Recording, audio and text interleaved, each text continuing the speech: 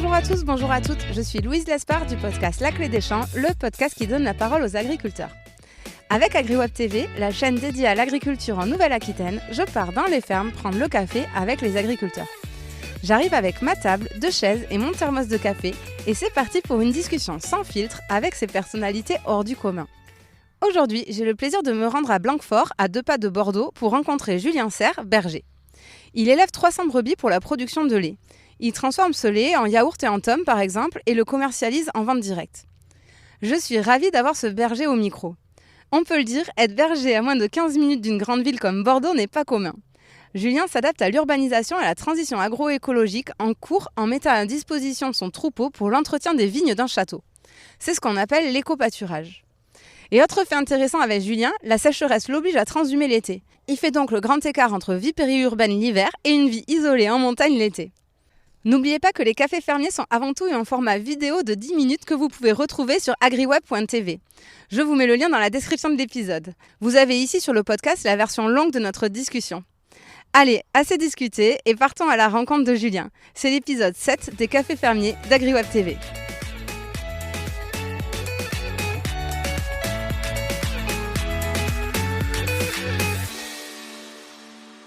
Bonjour Julien. Bonjour. Merci beaucoup de me recevoir chez toi. Pour démarrer, est-ce que tu veux un thé ou un café ? Un thé. Allez, vendu. À quelle heure tu te lèves le matin ? Ça dépend des journées et des périodes, mais généralement, à 6h, on est debout. Et t'es dans quel état d'esprit ? T'es plutôt du matin ? Ouais, non, il faut y aller, donc on y va. Pas le choix. Et c'est quoi ta journée type ? Ça dépend les périodes, mais par exemple en ce moment, sur l'hiver, on commence par arriver à la bergerie, checker tout le monde un petit peu, voir si tout va bien. Préparation pour la traite, soins aux animaux, vérification de s'il faut faire téter quelques agneaux, et puis après fabrication du fromage. Entre-temps, on a lâché ou pas les animaux en fonction de du temps qu'il fait dehors, et puis après, voilà, donc fabrication du fromage, un peu d'affinage si on a un peu de temps, et puis on recommence à re-soigner les animaux, et voilà. Et ça recommence le lendemain. Tout à fait. Je vais passer à la première rubrique, c'est Raconte-nous ta ferme. Alors, est-ce que tu pourrais nous décrire ton exploitation ? Combien tu as de brebis ? Combien vous êtes à travailler ? Vos activités ? Alors, sur l'exploitation, ici, on a un petit peu plus de 300 brebis. De race basco-béarnaise, ce sont des brebis avec lesquelles nous fabriquons des produits laitiers, de la tome, des yaourts, des caillés, des petits fromages frais. Quelques chèvres aussi laitières depuis cette année où on fabrique des petits crottins de chèvres et puis un petit peu de poules pondeuses. Voilà. Ok. Et tu dis, vous êtes combien ? Donc nous sommes 2 à travailler à plein temps et on a un apprenti depuis cette année. D'accord. 2 avec ta femme, c'est ça ? Tout à fait. J'ai ouï dire qu'elle travaillait dans la banque avant et qu'elle t'avait rejoint il y a quoi, 3-4 ans ? Un petit peu plus de 3-4 ans. Au décès de mon père, c'était compliqué de tout gérer tout seul. Donc il a fallu faire des choix et voilà, son choix, elle a choisi de venir travailler avec moi en fait. Nouvelle vie. Tout à fait, oui. Et alors du coup, vous transformez tout le lait sur l'exploitation ? On transforme tout, oui.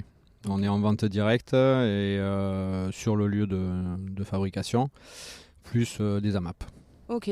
Du coup, vos clients, c'est les gens qui habitent aux alentours ? Aux alentours et puis ceux de passage, voilà. Passer à la deuxième rubrique, c'est l'éco-pâturage. Oui. Alors là, on est sur un site, c'est dommage, on avait les brebis derrière, mais je vois qu'elles se sont fait un petit peu la malle. Elles ont changé de côté, oui. Mais donc là, tu as des brebis, ce qu'on appelle en éco-pâturage, avec un partenariat avec un château. Oui. Déjà, tu peux nous expliquer ce que c'est l'éco-pâturage ? Alors, l'idée, c'est de faire pâturer des zones par les animaux pour les nettoyer, en fait, pour les entretenir. Et ici, le choix du viticulteur était de faire pâturer ses vignes pendant l'hiver pour éviter de passer et repasser avec son tracteur pour entretenir sa vigne. Parce que pour eux, c'est aussi un lycée agricole. D'accord. Donc il y a une démarche aussi d'enseigner aux jeunes et tout ça. Et nous, ça nous permettait à nous de pouvoir délester un petit peu notre bergerie et de pouvoir avoir un peu de ressources pour nourrir les animaux cet hiver en plus, parce qu'on a quand même eu un été très compliqué avec une grosse sécheresse, des stocks légers et donc ça nous permettait de pouvoir nourrir des animaux une partie de l'hiver à l'extérieur. Ok, donc c'est un partenariat un peu gagnant-gagnant, quoi. Toi, tu as de l'alimentation pour tes brebis. Oui. Et eux, ça leur évite d'avoir à désherber. À désherber, et puis bon, après ça amène toujours un petit peu de fumure en plus sur les parcelles. Non, c'est comme l'un et l'autre, on y trouve notre compte. J'ai l'impression que l'éco-pâturage, c'est de plus en plus à la mode, non? Alors c'est à la mode, c'est oui et non, enfin il y a quand même pas mal de temps de ça se faisait aussi.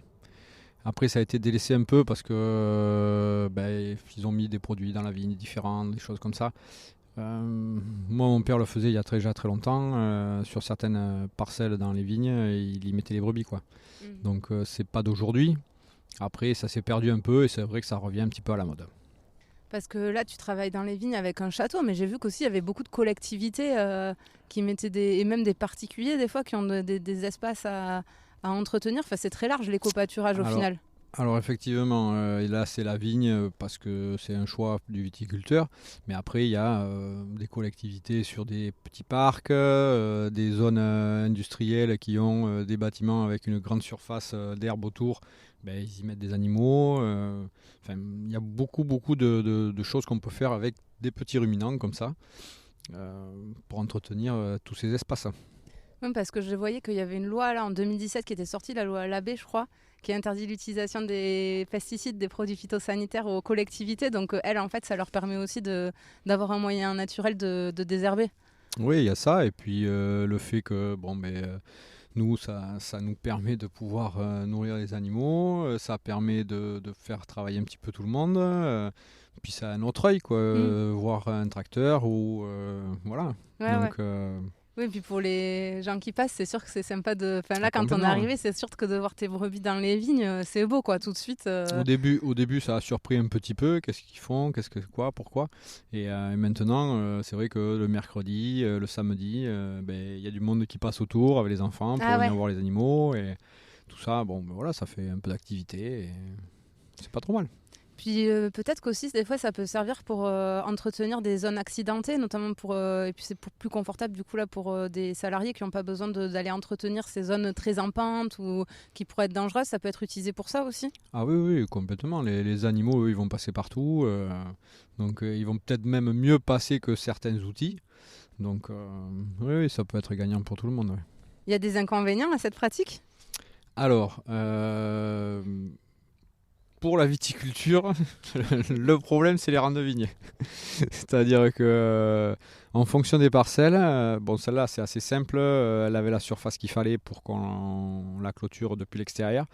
Après, c'est recouper les parcelles en deux avec les filets au milieu de la vigne. C'est un peu compliqué. Parce que tu es quand même obligé de. Parce qu'elles sont dociles quand même, tes brebis, je les ai vues, tu bien te suivre, etc. Calme, mais tu es obligé, oui, forcément, de les parquer et donc de poser des clôtures temporaires. Alors, nous, on a fait le choix de faire avec des filets. Après, il y a de la garde journalière qui peut être mise en place aussi. Hein. Mais le temps qu'on passe aux animaux, on ne le passe pas ailleurs. Quoi. Oui, voilà. Et j'ai cru comprendre que tu avais un quotidien chargé. Oui. Mais oui, et je comprends que les rangs de vigne, du coup, à couper en deux avec des filets, c'est pas facile quand non, c'est pas toujours facile.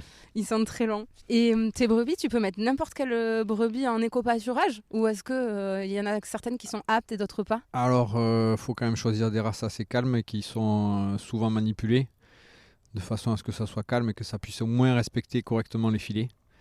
Parce que si ça a un peu de jus, ça peut être compliqué. Oui, même s'ils sont électriques, je crois. Ils sont électrifiés. Avant que je m'approche. Ouais, ils sont électrifiés. C'est aussi pour eux qui ne sortent pas de la parcelle et aussi pour qu'on ne rentre pas dans la parcelle. Ah oui, donc ça dépend où se situent les parcelles à entretenir et en fonction de ce qu'il y a autour. C'est bien aussi que ça ne rentre pas dans la parcelle. Mais c'est des brebis qui te produisent du lait ou parce que tu vas quand même pas les chercher matin et soir là pour aller les traire ? Non, je viens pas les chercher matin et soir pour aller les traire. Là, ce sont des brebis tardives qui vont pour les dernières mettre bas d'ici 8-10 jours. Et après, sinon, on ne met que des animaux qui sont vides, qui ne sont pas en production. Ok, donc ils sont pas en période où ils produisent du lait parce que du coup toi tes autres brebis elles sont là-bas et c'est celles-là. Donc c'est un bon complément finalement parce que c'est des brebis qui entre guillemets qui t'apportent rien à ce moment-là. Souvent c'est celles qui sont mises sur l'éco-pâturage, ce sont les jeunes de l'année d'avant.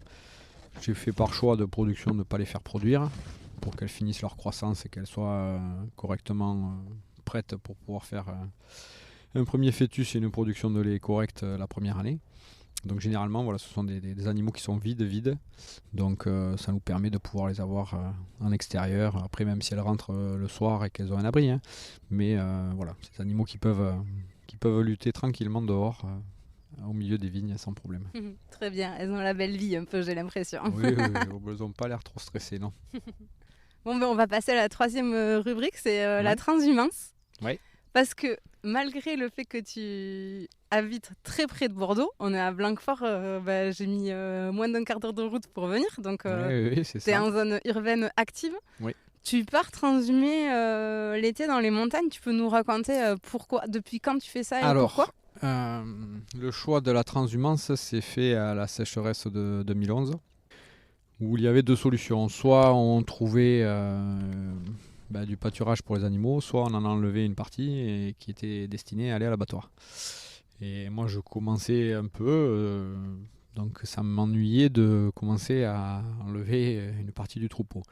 Donc après des recherches actives, on a trouvé une estive disponible en vallée d'Aspe, sur la commune de l'Esquin, au lac de Lurs. Donc on est parti là-bas pour une saison entre guillemets pour se sauver le troupeau. Et on y est tombé amoureux de cette montagne. Et donc maintenant, on y remonte tous les ans. Du coup, c'est à quelle période ? Alors on monte généralement entre le 15 et le 20 juin pour descendre fin septembre, voire première semaine d'octobre si la météo est clémente. Mais du coup, c'est vraiment le branle-bas de combat parce qu'il y a 300 brebis à déménager de combien ? 300 ou 400 km ? Oui, il y a 280 et quelques kilomètres. Et c'est un déménagement, effectivement. Il ne faut rien oublier, il faut penser à tout. Et on est à grosso modo 3 heures de marche du village. Donc si on a oublié le sel, on s'en passe. Donc voilà, il faut bien tout préparer. Et c'est parti pour un petit peu plus de 3 mois dans des conditions qui sont complètement différentes de celles qu'on a ici. Je connais une autre bergère en Vallée d'Aspe que tu connais peut-être, Marion Ossigneri, mais qui me dit qu'elle, c'est les vacances quand elle va là-bas. Toi, tu le vis comme ça ? Alors, des vacances, oui et non. Oui, parce qu'on n'a pas la même pression par rapport au travail et à tout ce qui gravite autour. Et oui, parce que c'est autre chose. C'est vraiment autre chose. C'est notre rythme de vie, on se recentre plus sur nos animaux, on est plus avec eux.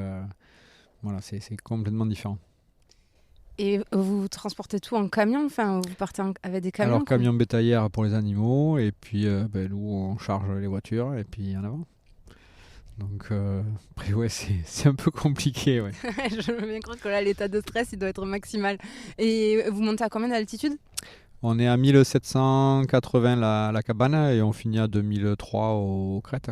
Et c'est quoi les différences majeures que tu vois, même dans ta manière de travailler et tout, entre ici et quand tu es en transhumance dans les montagnes ? Ici, c'est assez facile. Si on a besoin de quelque chose, on prend la voiture. On a très vite trouvé ce qu'on a besoin. Là-bas en haut, il faut la réfléchir un peu.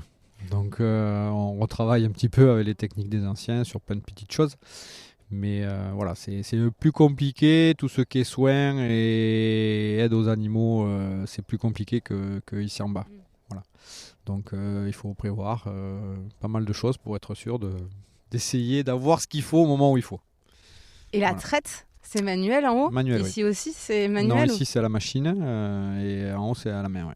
Donc ça change aussi. Parce que ça a l'air dur, il y a un paquet de brebis. Tu passes combien de temps ? C'est quasiment 2 heures le matin, 2 heures le soir, non ? Au tout début, on est à 3 heures le matin, 3 heures le soir. Et après, on passe, arrivé au début août à 2 heures, 1 heure et demie. Et puis après, ça se calme. Donc c'est là que les vraies vacances commencent. Voilà. Et tu transformes là-haut aussi en fromage ? Et là-haut. Tu vends où si vous êtes à 3 heures à pied du village ? Alors, on fabrique là-haut et une fois par semaine, il y a un système de mulletage qui vient nous chercher les fromages qu'on a fabriqués, qui sont redescendus au village, qui sont stockés dans un saloir au village chez une personne. Et les ânes nous remontent le frais, le pain, enfin les courses qu'on a demandées. C'est dingue. Et voilà, ils nous montrent C'est ça. une vie hors du temps, quoi. Ah oui. On attend avec impatience les ânes pour certains produits parce que voilà, la semaine. Le vin. Non, pas forcément, mais voilà, au moins rien que le pain frais déjà, c'est. Ouais, voilà. Mais du coup, quand il arrive en bas, le fromage, il est vendu ou est-ce que pendant la période de transhumance, tu stockes le fromage et vous n'avez pas de revenus? Le fromage est stocké, affiné. Et nous, on le récupère quand on s'en va pour le vendre, nous, ici, quand on rentre. Ok, donc tu as une période où tu produis, mais tu n'as pas de rentrée d'argent. Après, ici, on a un lieu de vente. Et comme notre activité principale, c'est de la tome, il faut 3 mois à peu près pour que le fromage soit bon à être commercialisé. Okay. Donc on vit sur une rotation des fromages en fait. Ouais, donc ce que je produis là-haut sera vendu 3 à 4 mois plus tard. Tout ce qui est en frais est arrêté par contre. Yaourt, cahier, des choses comme ça. On ne fait que de la tome. On fait pas de choses fraîches en haut. Par contre, si je calcule bien, ça veut dire que vaut mieux venir chercher du fromage. Je ne sais pas si on peut dire vaut mieux, mais sur octobre, novembre, décembre, c'est le fromage de la transhumance, c'est le fromage d'estive, qui doit avoir un goût complètement différent du fromage d'ici, non ? Il est assez différent. Après, moi, je pense que j'ai 3 périodes de fabrication où on doit retrouver à peu près 3 goûts différents. Il y a la période d'hiver où on a des fourrages secs, luzerne, foin, céréales. Et après, il y a celui du printemps où on commence à incorporer l'herbe. Alors, il y a la nouvelle herbe, ça amène toujours un peu. Et après, effectivement, il y a le fromage d'estive où on n'arrive que sur les fleurs, les plantes fleuries en haut. Et évidemment, ça amène du goût au fromage. Oui. Donc, ça fait 3 fromages pour moi différents. Je viendrai 3 fois dans l'année en chercher alors pour te dire lequel je préfère. Et tes brebis dans tout ça, parce qu'elles aussi, ça fait quand même du changement de passer de la région bordelaise à l'altitude en montagne. Ouais. Comment elles s'adaptent et est-ce que tu vois une différence entre les brebis qui ont passé du temps en montagne versus les autres Oui. Alors, elles savent quand c'est qu'on part. La veille de partir, je mets des grosses cloches. Je commence à préparer les brebis et je mélange un petit peu tout le monde. Donc, elles savent qu'il va se passer quelque chose. Et au moment du chargement, elles ont compris, donc elles savent qu'elles vont changer de crèmerie, quoi. Donc pour celles qui restent ici, c'est souvent soit les jeunes, soit des brebis avec agneau ou les brebis de réforme qui seront vendues un petit peu plus tard. Donc on essaie d'amener le plus possible en haut parce qu'on s'est aperçu qu'elles revenaient avec un état de forme, elles ont plus de gas, elles sont plus costauds, elles sont pas forcément plus grasses ou plus grosses ou comme ça, mais elles ont un côté où elles ont un peu plus de gas, un peu plus de punch, un peu plus de voilà. Et cette partie montagne leur fait énormément de bien. Ok, c'est intéressant. Et t'es pas embêté par le loup ou l'ours ? Pour moi, dans ma zone à moi de pâture, aujourd'hui, on n'est pas confronté ni à l'ours ni au loup. Après, d'après ce qu'on voit et qu'on entend, ça se déplace. Donc, jusqu'à quand, je ne sais pas. Pour le moment, ça va. Après, il faudra s'adapter. Bon, je croise les doigts que ça dure le plus longtemps comme ça, parce que entre fuir la sécheresse à Bordeaux, après fuir le loup ou l'ours dans la vallée d'Aspe, ça va devenir compliqué de savoir où aller. Ça va devenir compliqué, oui. Non, mais voilà, après, ça sera un élément qu'il faudra prendre en compte et on verra. Bon, je vais passer à la 4e rubrique. Ouais. C'est la question qui pique. Alors, on l'a dit, tu habites à moins de 15 minutes de Bordeaux. Ouais. C'est pas trop dur de vivre à côté de citadins qui comprennent rien à ton métier ? Alors, maintenant, ça va faire depuis 2016 que je suis installé à Blanquefort. Au début, c'était compliqué, un petit peu, pour moi, de me retrouver on va dire en pleine ville pour bosser.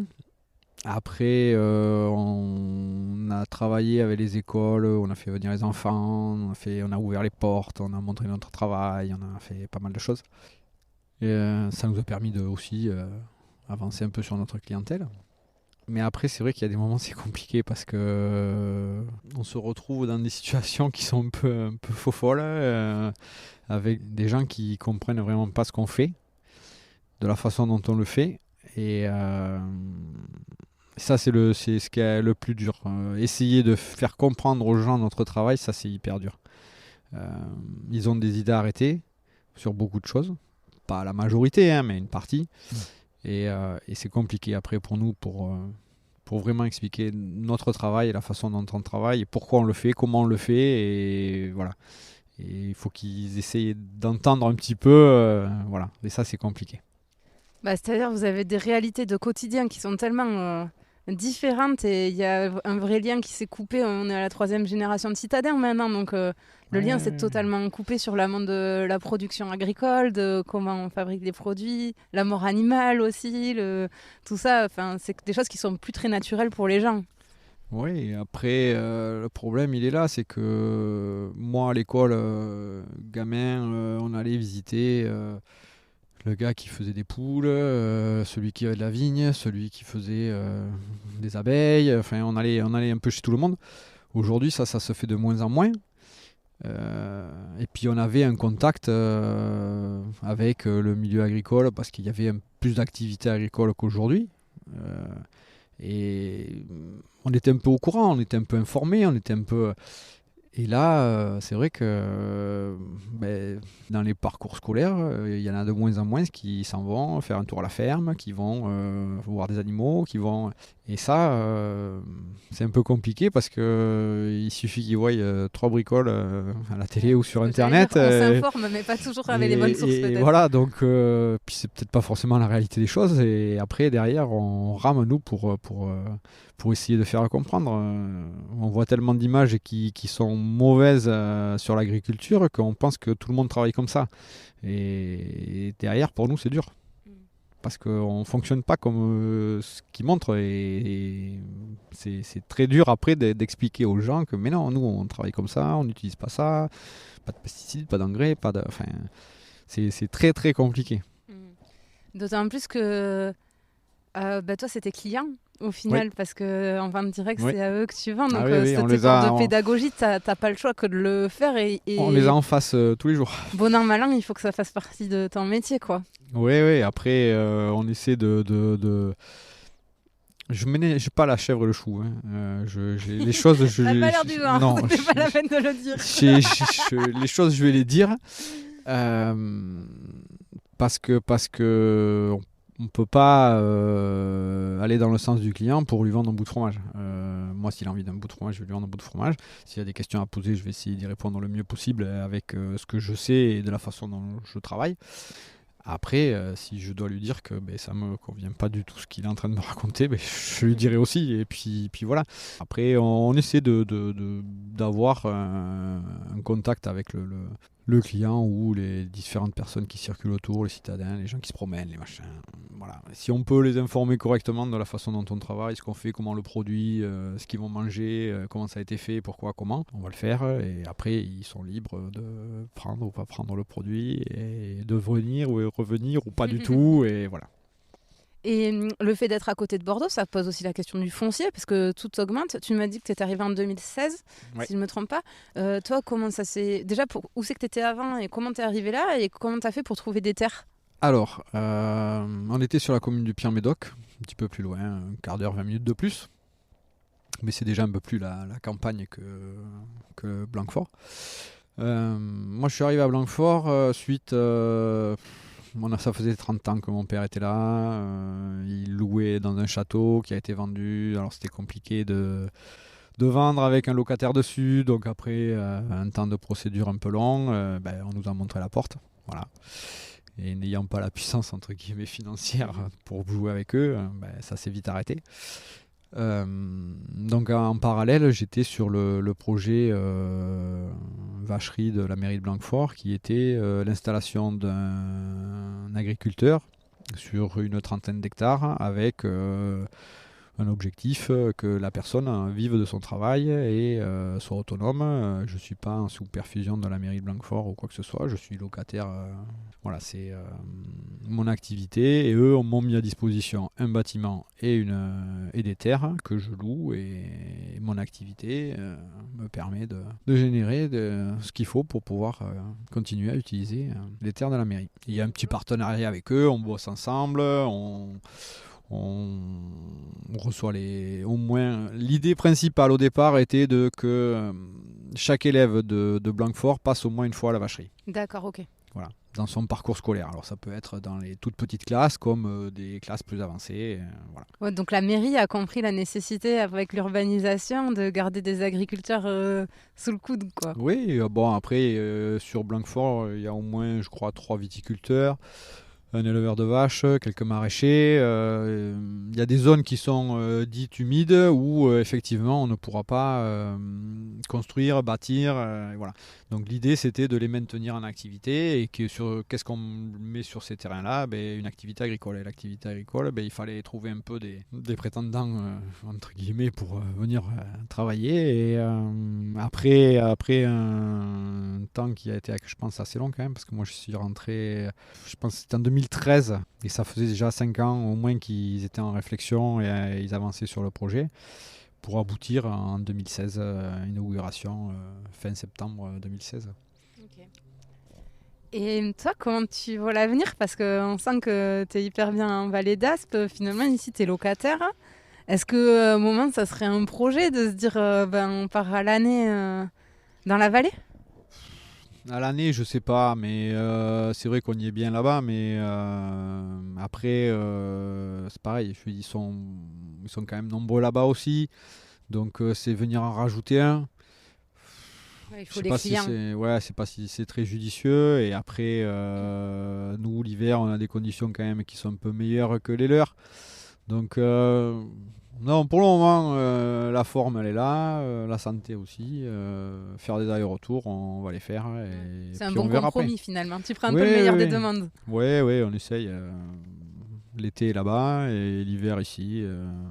Voilà. On essaie de prendre les meilleures conditions des deux. Et... Non, ça se passe pas trop mal. Et on va passer à la dernière rubrique, c'est la boîte à questions. Ah, la boîte à questions. Oui, alors je t'ai amené 3 boîtes. Ouais.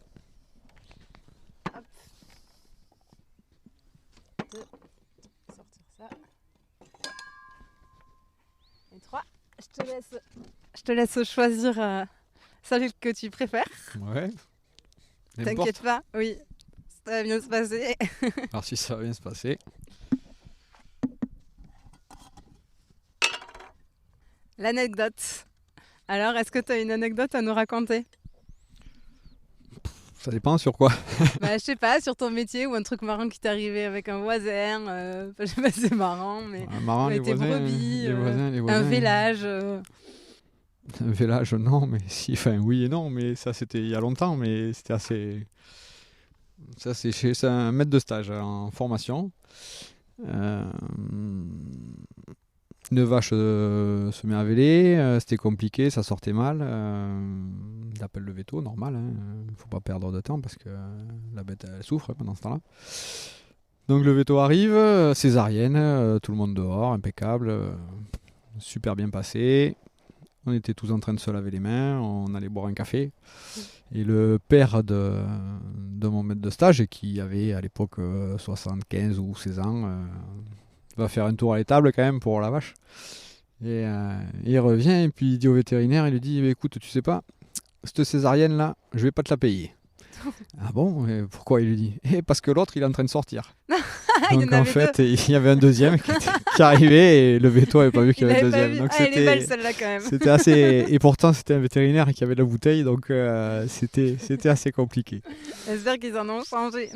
Non, je pense qu'ils l'ont gardé parce qu'il était quand même très bon. Et c'est vrai que sur le coup là, ça nous a un peu tous bloqués. Ouais. Heureusement qu'elle a sorti quand même facilement le deuxième. Oui, surtout sur une césarienne, c'est compliqué. Ouais. Très bien, et bien merci pour cette petite anecdote. Et pour finir cette discussion, est-ce que tu pourrais nous dire où c'est qu'on peut te trouver pour acheter tes fromages, si tu as des réseaux sociaux, un site internet, quelque chose?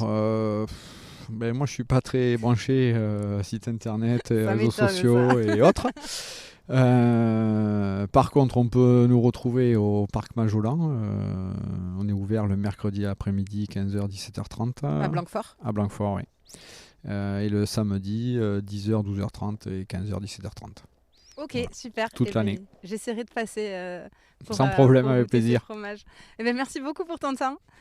Et puis à très bientôt. Merci. Au revoir. Au revoir. Et voilà, c'en est fini pour cet épisode de la série Les cafés fermiers d'AgriWeb TV. Si vous voulez en savoir plus sur notre agriculteur ou notre agricultrice du jour, n'hésitez pas à vous rendre sur le site internet d'AgriWeb TV, agriweb.tv. Nous avons enregistré une vidéo de 5 minutes en même temps que le podcast. Vous pourrez donc mettre un visage sur une voix, mais aussi voir les images de l'exploitation. Et puis surtout, vous pourrez découvrir plein d'agriculteurs d'exception en Nouvelle-Aquitaine. Je vous dis à très vite pour une nouvelle pause café chez les agriculteurs.